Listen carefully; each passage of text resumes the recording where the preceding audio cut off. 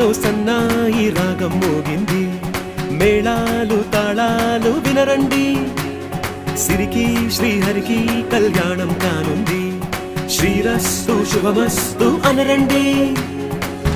అచ్చు తెలుగింటో పెళ్లికి అర్థం చెప్పారంటూ, మెచ్చదగు ముచ్చట ఇది అని సాక్ష్యం చెబుతామంటూ, జనులంతా జై కొట్టేలా జరిపిస్తామండి.